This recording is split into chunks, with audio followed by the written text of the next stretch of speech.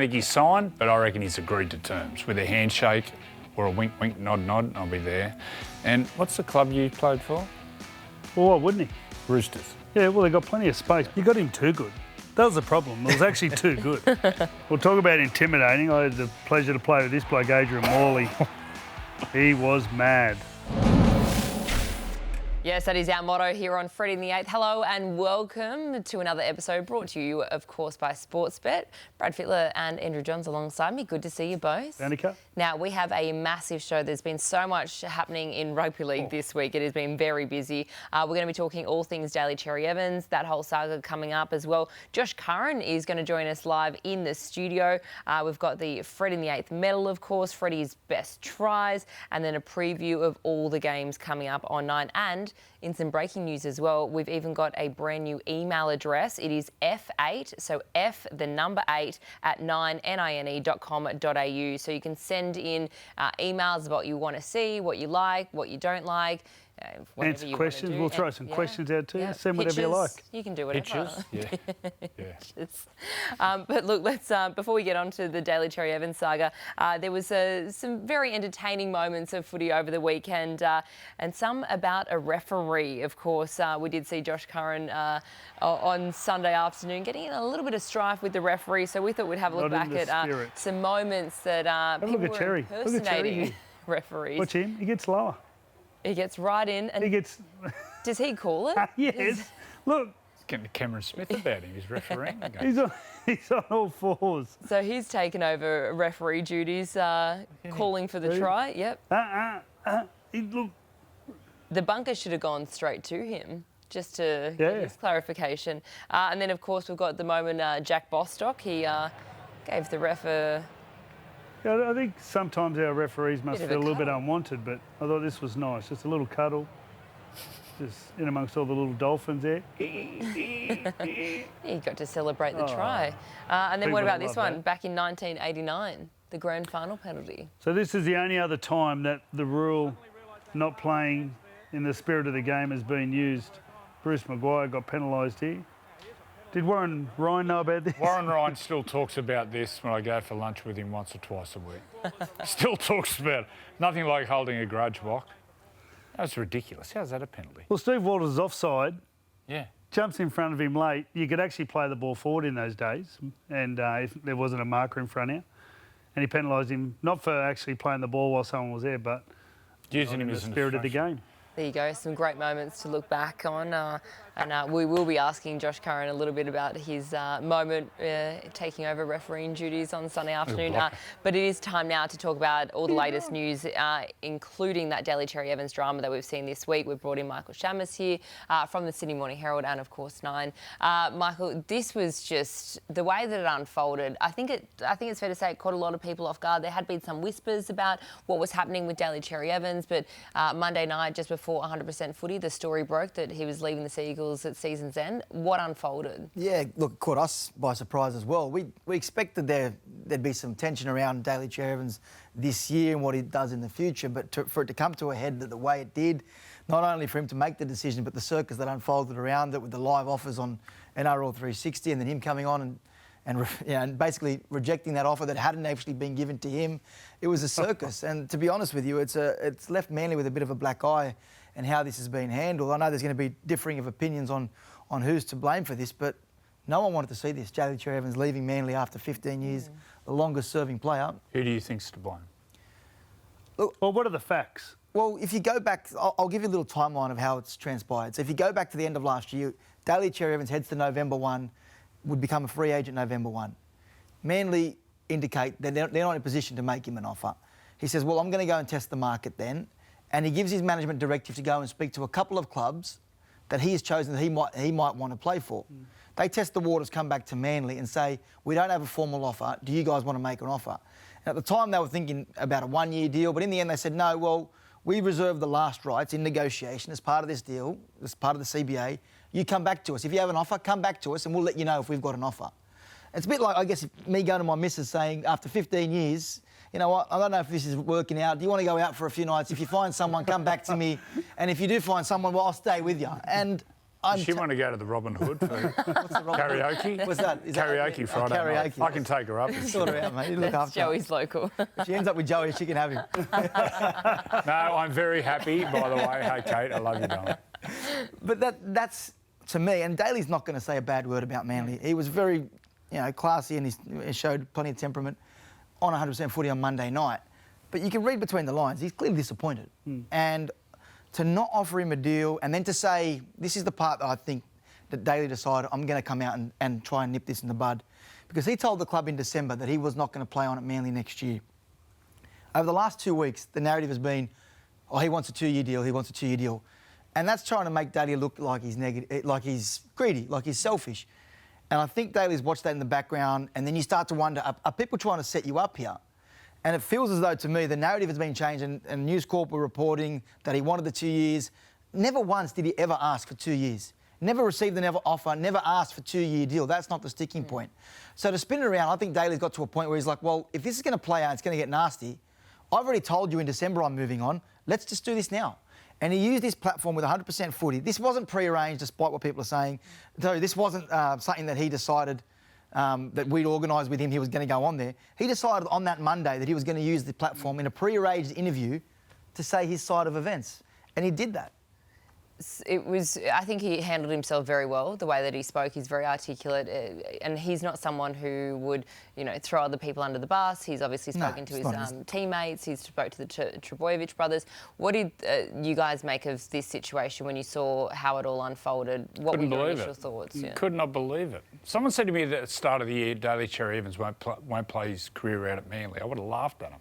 So then where do you see him going? What club do you think suits him? I think there's already been a deal done. Well, I don't think he's signed, but I reckon he's agreed to terms with a handshake or a wink, wink, nod, nod. I'll be there. And what's the club you played for? well, why wouldn't he? Roosters. Yeah, well, they've got plenty of space, put it that way. Like, you look at what's happened at the Roosters over the last couple of years, or especially over the pre-season. The thing I think with Daly is he's an intelligent bloke and he's very calculated. Like, I can't imagine Daly just coming out saying, you know what, I'm not going to play with Manly next year and not know what his future is looking like. I just couldn't imagine that. That just doesn't seem in his nature. Well, people will jump up and down and say, oh, the Roosters, their salary cap. Brandon Smith's moving on. There might be 800. Chad Townsend won't be playing next year. There's another 300. So there's the money. Plus, all the players they left. Lost Joey Manu. Yeah, Joey Manu. So then also, Geary. as you know, Freddie, the Roosters board's got great connections. If he's looking to go into the media, there's great connection between the Nine and also Fox, if that's what he wants to do. I'd love him to get into running the game. I think Daly could assist the game unbelievably. Just his nature, the way he speaks, he has a level of intelligence. I think there's not enough ex-players to run the game. Well, get in there and just be part of the game. No, be part of the game and be part of... Have some more players come through. I work for the game at the moment, and you can see there's a few other players there as well. Just the knowledge you have. Yeah. And then if you can have someone like him who can actually, get it out there and, he could sort of mix in any circles. Do you find it sad he won't end his career at Manly? No. Well, what do you guys think? Do you think there's someone to blame here? Do you think the way it's been handled? Well, let's talk last week. We spoke about it on the game, actually. Myself and Cameron Smith, I'm sure, maybe Billy Slater, Thursday night down in Melbourne. And the number what was said was 600,000. I don't know where that's come from. And we both said this is disrespectful. If he went on the open market, don't worry about his age, 36. On the open market, with what's happened with Dylan Brown, the market value for him is 1.4, 1.5 million. That's his market value in the current crime. He'll play, if he wants to, he'll play for another 4 years. You've got to remember, he's played 15 years. He's played over 20-odd Origins, over 20 tests. He's missed 20 games. His durability is amazing. The thing that highlights the situation to me is when the story broke, Danny Wilder and I reported it at about 6:40 on Monday night. Manly were already aware that he was going on air later that night to talk about his decision that he already told the club in December that he was moving on. So in that period of 2-3 hours, how does nobody ring Daly? How does nobody ring his management and make the offer that they made on NRL 360? To me, that was a publicity stunt to try and save face. Yeah. Because if you are serious about keeping him, don't you ring the bloke directly? Don't you just say, the fact whatever's the going on... comes out and does it like that, and there's no sort of, announcement as a group, says something that there's some type of friction there. So and he feels dudded to some degree. How do you think that that's going to impact Manly going forward for the remainder of the season then? It does. I think they'll be all right. The players will be fine. It'll be interesting Sunday at 4 Pines, Brookie, whether he gets booed. We saw Dylan Brown last week. Combank got booed. No, these are I don't think David will get booed. Well, the spin has started though. There is definitely a directive out there to try and make it look as though Manly is not to blame here. And Daly on 100% footy is happy to say it's on me. I think he wants to be the bigger person in this situation, say whatever you want, throw it on me. Yeah. And that's the thing, the fact that the club that you've been at for so long wasn't able to even offer you something at the end of last year. They had the time, they had you know, they could have done that. But anyway, it has been a big week. Thank you, Michael, for joining us and filling us in on all the latest. I feel like you guys use me. I don't even the negative stuff. I come in here and I just talk negative and you can get out stick of around. We'll have some fun later on. And speaking of later on, we've got plenty more coming your way here on Freddy the Eighth. Josh Curran, he'll be joining us live next. Plus, we'll be talking all things at Payne Haas and where he sits as the boys rank their best props in the NRL.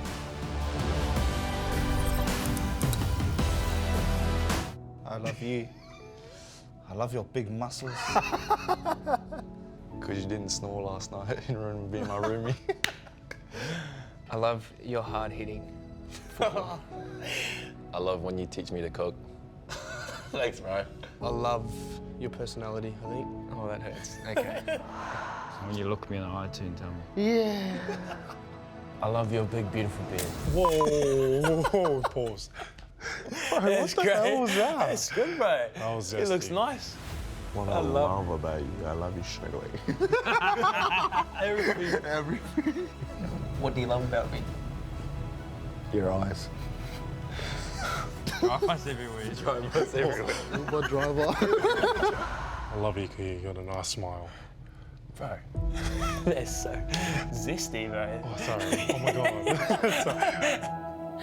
Oh, they are certainly feeling the love as we are always in rugby league. I'm pleased to say that Josh Curran joins us here on the lounge. I was going to say on the desk, on the lounge. Great to have you on. Now I've got to ask you. There was a lot of discussion about you. You sort of went a little bit viral after the weekend. What was it? Not in the spirit of the game. Yeah, so one of the great men's, Tohu Harris, when I actually went over to the Warriors, he caught me out doing that once. So I was like, I'll take a trick out of his book, and yeah, I've done it all my whole career, and on the weekend got pinned for it. So yeah, just one of those things that happened, but yeah, I got him a beauty, I guess. What did the coach say? Nah, he was he was fine, but because I always do it at training as well. So he yeah, didn't ever. I don't know the last time that happened. So yeah, no, he was sweet with it. You got him too good. That was the problem. It was actually too good. Well, you know him, don't you? Yeah, so I played junior footy with him, and yeah, I got him a beauty. Did you say his name or number? No, I said his name. I said Matt, not Dury. So Yeah, that's, good. probably how you got him. Yeah, because the refs always use the first name. So you're saying he's not the sharpest tool? Oh, I don't know, a bit of fatigue's kicked in, and yeah, I got him a Sounds beauty, I guess. Now, what was it like? What was the atmosphere like out there? It was pretty awesome sitting on the sideline. How did it feel on the field? Yeah, it was. I remember when we ran out for warm up, there was a big Bulldogs behind the goalpost there, and yeah, when we ran out, the roar was pretty crazy. I think there was actually more Bulldogs fans than Para fans. It was pretty hard to hear on the field, but yeah, no, it was mad. The Bulldogs fans are crazy, man. They are crazy. When you train at Belmore, do you go for lunch and coffee and that around Bankstown? Yeah. So we go. Are they going nuts when they see us in the streets? Yeah, so we always go around Belmore there, and yeah, they're just nuts. I know, like after every game, they always party on Burwood Road there and shut down the road, and yeah, it's honestly that good. What was it like after the game at Belmore, which was a couple of weeks ago?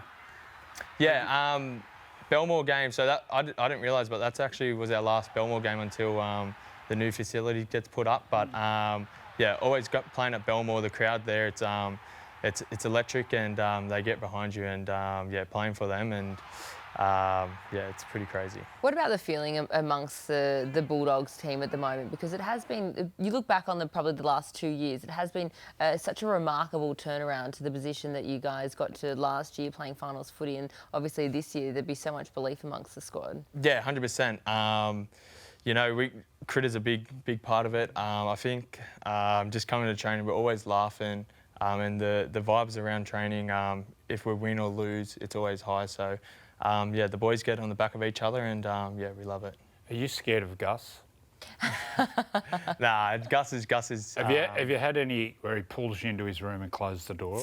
Is there any of that? Nah, there's none of that. He just comes in and does not yet. Nah, not yet. No, everyone's had I feel like if that happens, then yeah, then I'll be probably scared. How many crying sessions have you did? I had one good cry once.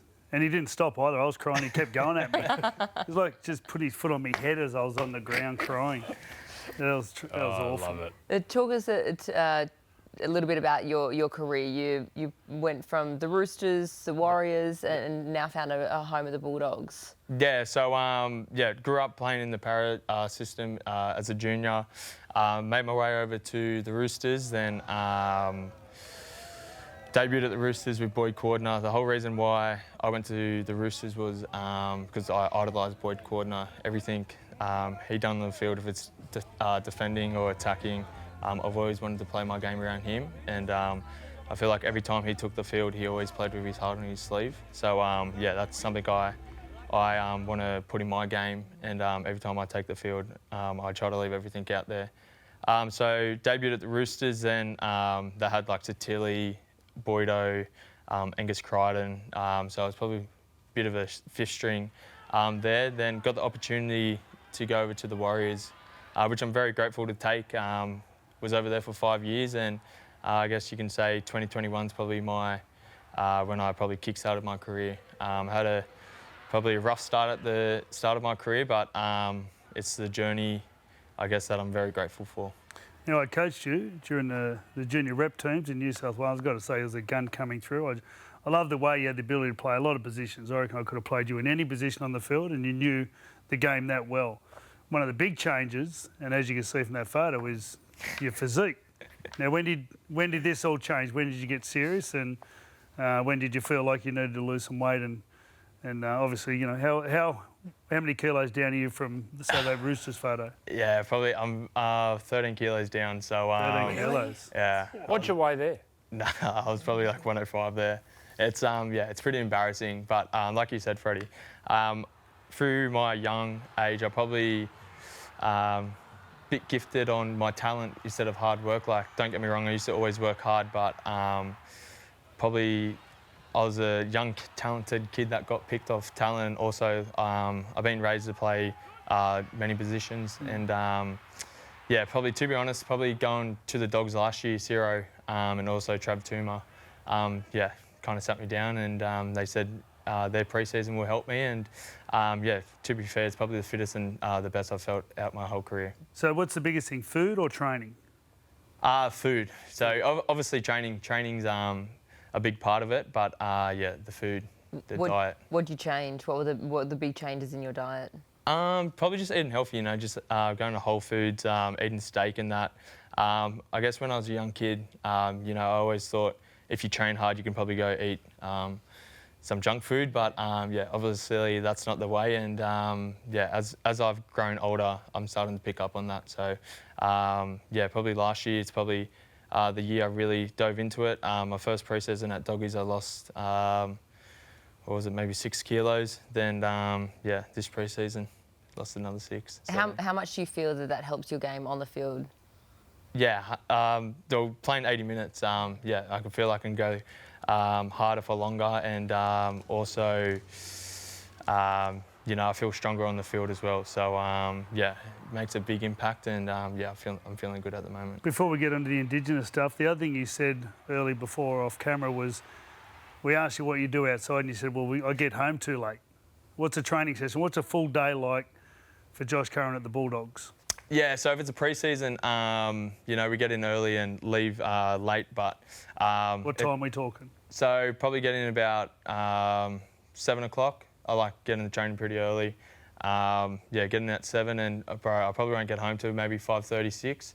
some days. But, you know, I feel like the group that we have and the coaches that we have, we're always going to training, working hard, and, yeah, it pays off. The Indigenous game we just saw then, we question in the media whether it can continue.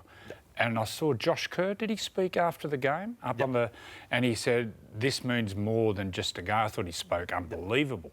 Tell us about representing your people, where you're from, and yeah, the week and everything you learn in the Indigenous camp. Yeah, so yeah, the Indigenous camp, honestly, it's probably the best week of the year. You go out there, represent the people.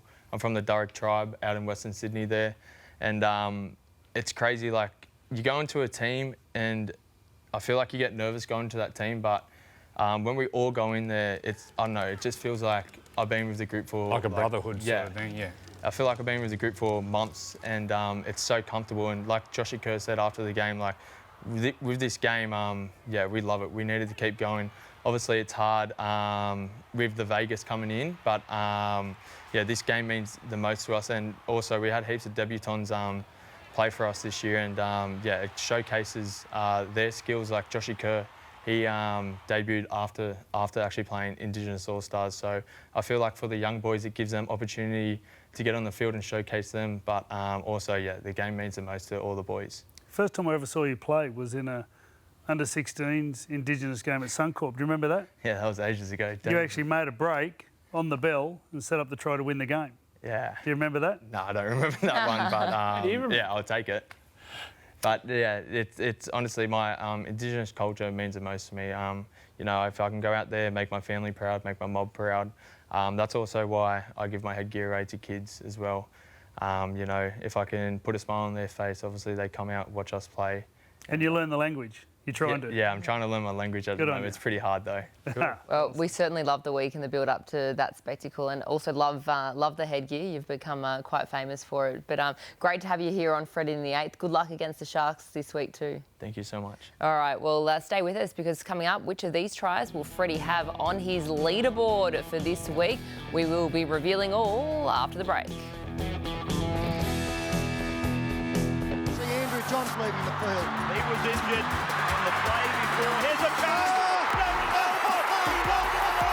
The grand final hero. He's done it again. Oh boy, this is incredible. This is Baxter. Oh, what a moment that was. The Newcastle Knights coming away with it as well there, 1999. There it was. How good was he? Josh has decided to stay with us here in the studio today. We were so entertaining in the ad break that he decided to stick around, which is great. You could be Channel 9's new Carl Stefanovic. Yeah. Oh. Join us in the mornings. Yeah, get up at 3 in the morning and come to work. That's early.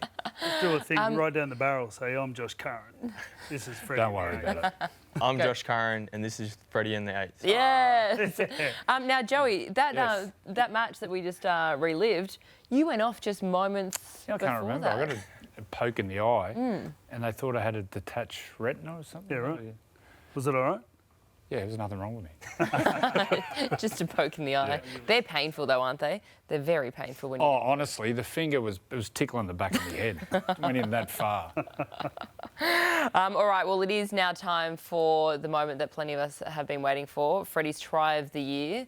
The nominations are in. So, Freddy, talk us through. We're going to start off with Api Coruscant's try. This one was... Well, Api Coruscant, the beauty about this try is he set up the one before. Which camera am I looking at? Set up the one before, but then this is to win the game. This was a set play, and there's nothing better than when a set play comes together. Come off his left foot, beat Gilbert, and just ducked under, got under that little mouse hole. So, Saf, look at... Which Safidi is that? It's Daniel, isn't it? Daniel, yeah. So he was going for... They were thinking it was going to be a field goal. Too good, Api. He's so smart. Look at that. Great. He'd be hard to beat at poker. Deceiving. Just little mouseless hole, just ducks under. Yeah, I'm going to move Api. Drinky, you're getting dropped down here, bro. Right, Drinky's gone. And Api's going to move above his mate, Buller. Sorry, people at home, looking at Freddie's salmon there. Anyway. There you go. All right, what about the Sharks going coast to coast? Yeah, this is awesome. I love the way they're playing at the moment, the Sharks. Will Kennedy, Ronaldo, when they get back there, they're looking to pass all the time. And the good thing about it is they're all getting back on side. Watching Parramatta on the weekends, Canterbury, no one to get back on side. Their whole team's back on side. Can I have a look at them? Athletes. You would have watched this one in some video of the Sharks that you guys would have been doing in the preparation for this week. What did you make of Cronulla, pretty much predominantly in that first half?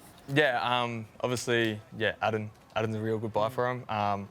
Adds a fair few size to their forward pack, but yeah, no, they're a real good team. They've got strike weapons all over the park, and I feel like it's a team you can't really switch off for. So, yeah, like I said, they've got strike weapons across the park. If it's the front rows, outside backs or fullbacks, yeah, they're real good. Well, there you go. Coast to Coast is Coast to Coast goes second behind Brian Tyre. All right, what about this one? The Payne Train Express. All right. Josh could tell us a bit about Payne. They played together and against each other. What's it like playing with Payne, mate?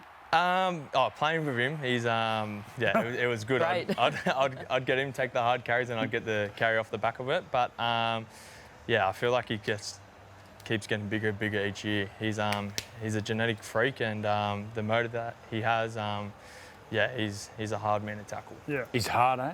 Yeah. Do you go low on him or do you go high?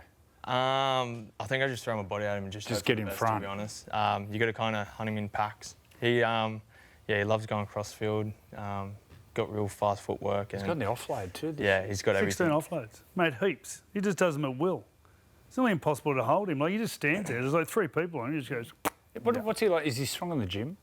Oh, Does he throw massive so. weight? Look at the size of his arm. The biggest thing about him is you're training, and then you'll do a fitness part of training, and he'll win that. Yeah. He runs as well. The engine on him is incredible. Yeah. The minutes that he's been playing this year, we'll be talking pretty in depth about Payne coming up in the show. Gone. But so you've dropped Drinky. Drinky's gone. All right. So that was off the kickoff. Ruben Garrick, you're gone.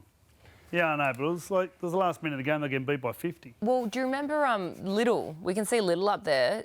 Jacob Little's try. He went about 60. Yes. He scored 65 metres, and we actually. Well, we were talking about this on the show last week, whether anyone had gone further. And we found it. A dummy half. Someone had used our new email and they'd gone 70. Robbie Farah. Look at him. He was never going to pass there. So how far was that? Was that 70? That was 70. Good try. What a good athlete he was as a dummy half. He always had the ball in 2 hands. Yeah. Great ball player.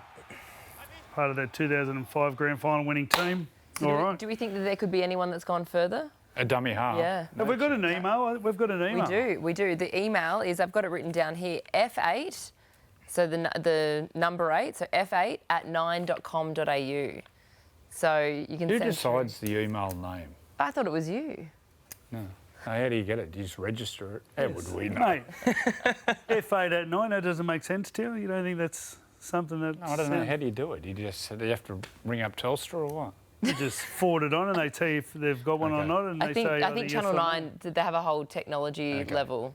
Yeah. Great sponsor, Telstra. Yeah. There you go. All right, what about the Freddy the Eighth medal for this week? Oh, yes. We're going to go through the votes. We're going to go 1, 2, 3 votes. So we've got Care Munster, Tina Fa'asuamala-Awi. Munster? I went with Munster. Munster missed about 5 tackles. 3 kicks, 3 tries, won the game. Tino Fa'asuamala-Awi, he's a machine. Number 2, has he been in the press this week, Daly Cherry Evans? Go. Yes. Who'd you go, Renault? Adam Reynolds. He killed it, didn't he? Just when the game needed to be decided, he was there. And then I went with Tino. I thought Tino was unbelievable. Was it an Origin where they knew he had stink when he punched on? Yeah, well, that's when Payne walked off with the shirt off. So who would you back there? Tino or Payne if they punched on? That's a tough one. I'd like them both to be my security guards. Tell you what. Yeah, I probably can't pick. Tino was unbelievable in this game. Coming off a ACL last year, he's a machine. Yeah. And Daly was in everything. I can't believe he's 36. He's playing better than ever. He just knows his game. The combo with Olakau'atu. Oh, Olakau'atu's terrifying. How good's Olakau'atu going to the moment? What's he like to tackle? Yeah, he's a big boy as well. He's probably one that you just throw yourself at him and... You can't go low though, 'cause I notice every time he hits the line, he opens his legs like he stretches his gait. So if you go low, you just, unless you actually grab one leg, he just steps through you. Yeah, no, he's a big boy. He's definitely been killing it. Who's the hardest to tackle? in the NRL? Like, who do you see when you're looking at the draw and who's playing and who you're coming up against? Well, Nelson's definitely up there. I remember. Look at that. That's under 8s. Yeah, Payne's up there as well. Olakawatu. There's a couple there, but probably Nelson. He's so big. I remember I threw my whole body out of his leg once and didn't even budge. big hunks of Devon. What about little blokes? Which are the ones that make you nervous? Keanu Kinney. He's a real hard boy to tackle because he's just he's so low and he's so like tiny. But like if you tackle him, he gets like heaps of head high penalties because he's just so small. Good to see Renault running the ball. Injury-free. He's not carrying any injuries. He looks fresh. Kick 5 from 5 as well. Seeing his face. Looks healthy and fresh. Munster. This is the difference. Just the kicking. Had a couple of nice kicks. Katoa. He had one to Paps at the end of the game. And this one was Xavier Coates. They took on the rookie fullback. He got messed up with Alamotti and too smart. When do they play this week? They play in the day? Saturday, 3 o'clock. Munster will have a howler. So they usually play just night games. Yeah. Playing in the day is so much better. So there you go. That's how it stands at the moment. Tom Turbo still up the top on 6 points, but it's neck and neck with Payne Haas at the moment. So I love how Corey Horsburgh's still big red. Big red on 5.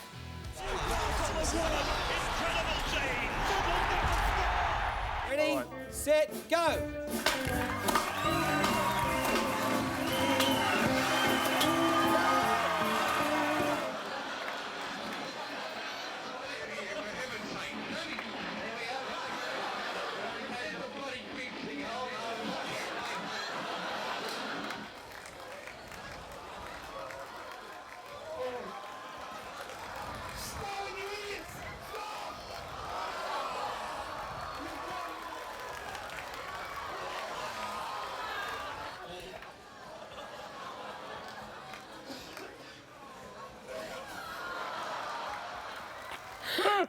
That's so funny looking back at it. So they were a little bit dusty before they got on some of the. I think my brother got them on the drink. Yes. and Sterlo, Fatty, and Chief weren't pigs like Matthew, so he would have hammered them.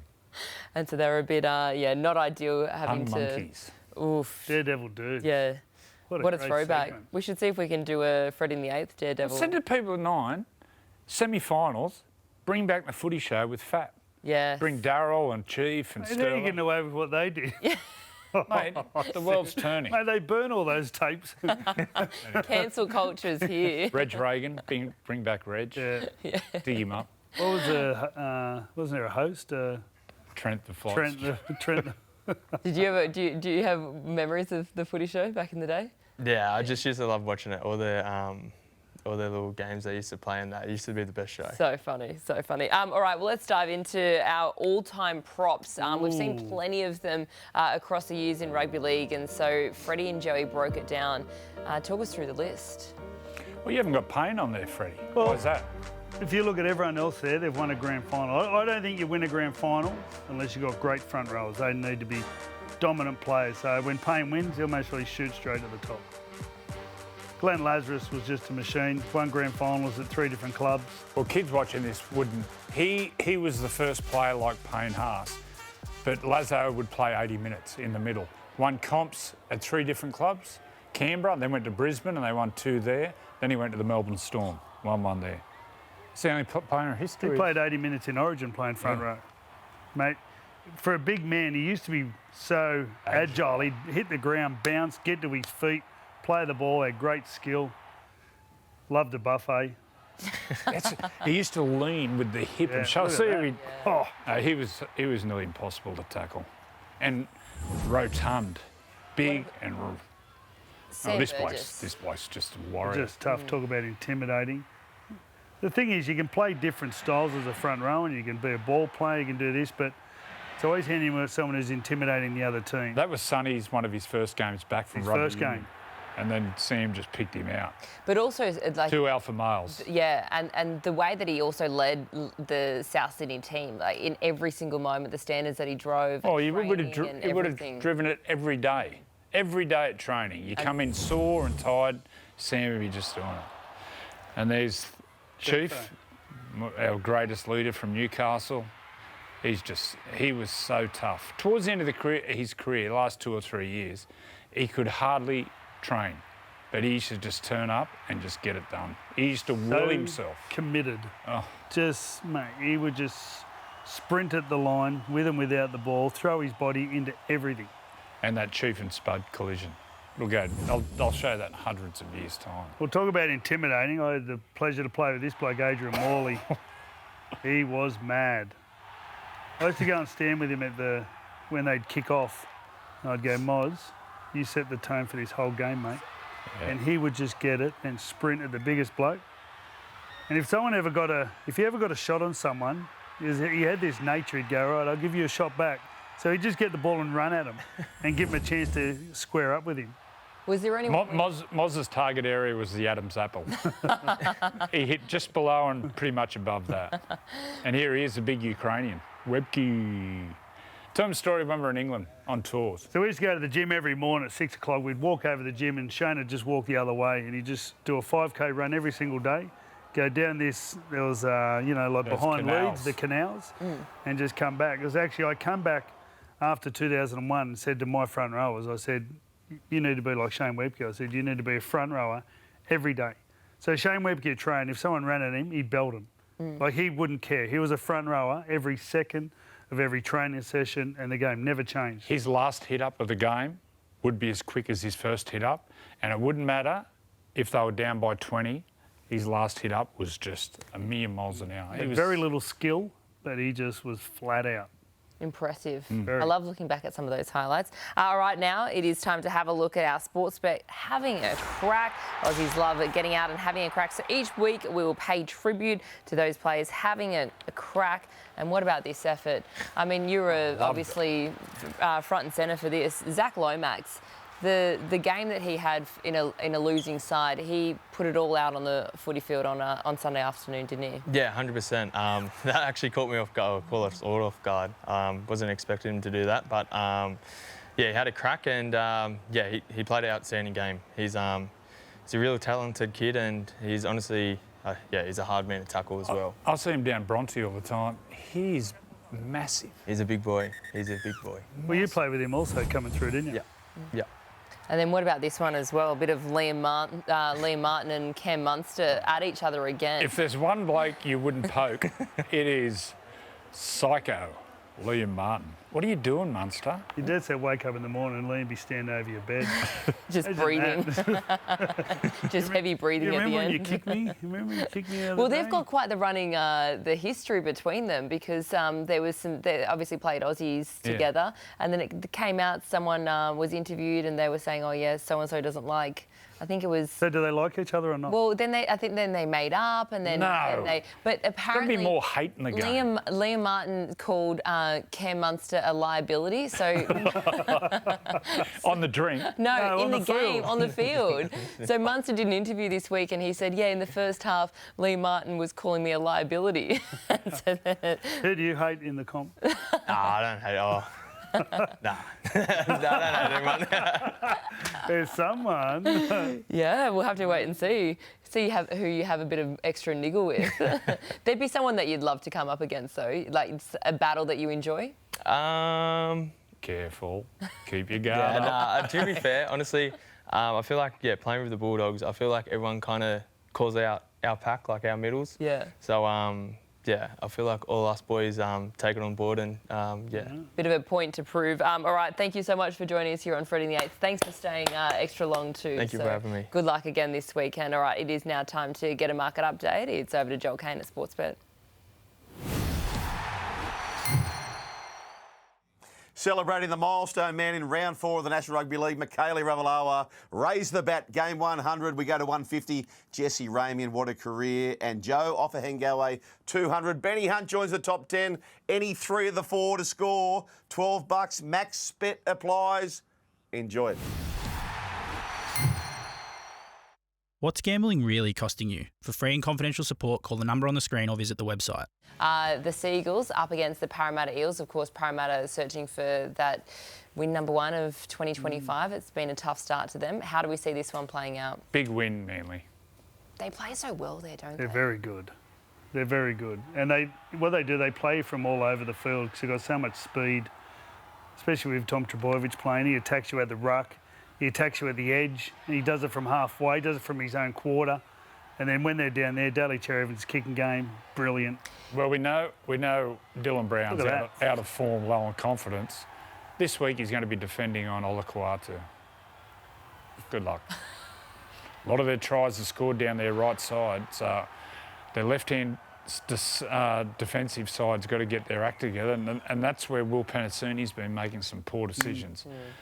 Good luck. I'm looking forward to it. So does Dylan Walker play this week? No, he's available for round 5 after signing with the Parramatta Eels today. So I think he's landed. He left the Warriors immediately, so he's now with the Eels. But I think they're saying he'll be available for selection round 5. Right. So is there talk of Dylan Brown moving on early? Well, there was some consideration. There have been some people who have suggested maybe that's the best move for Parramatta, but it would depend on whether the Knights would be able to afford him at the moment. So there you go. He needs to win some games. All right, let's have a look at Thursday night footy. Rabbitohs and Panthers. Now, we obviously know that the Panthers are such a strong team, but you look at who's playing this week, it is a very different looking team. No Nathan Cleary due to that concussion. Obviously, Dylan Edwards is still out.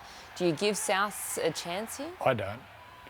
They were blown away last week in the first half. Their first 2 wins of the year were against the Dolphins, who we know are struggling at the start of the year, and also St George Illawarra, who are both struggling. They came up against a team who will be in the top 8 and they got blown away. So even though Penrith are down on troops, the young halfback, Trent Tolau, I hope I pronounced that right. I watched him in a trial at Leichhardt, start of the year. He was very impressive.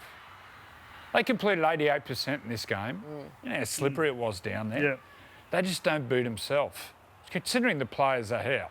Someone said, oh yeah, Dylan Edwards isn't playing, Nathan's going to go off after 2 minutes. You'd say, Storm by 50 or 40. Well, they won by 6 points. Lucky they didn't get beat. And that's the thing. The Storm were saying that they sort of took their foot off the pedal a little. Isaiah Yeo is an absolute champion. Him and Lindsay Smith together. Geez, they're playing well together, him and Lindsay Smith. Well, they were the halves. Lindsay Smith's playing 60-odd minutes. Liam Henry as well. Liam Henry. He looks awkward to tackle. I think they mostly need to maybe get a bit more size on the field. I feel like Liam Henry maybe could start. Lindsay Smith and Isaiah are so similar. Like they play such a similar role now. Isaiah Yeo topped the tackle count. He made 42 tackles. He played like a front rower coming out of trouble, and then he plays halfback in attack. Phenomenal player.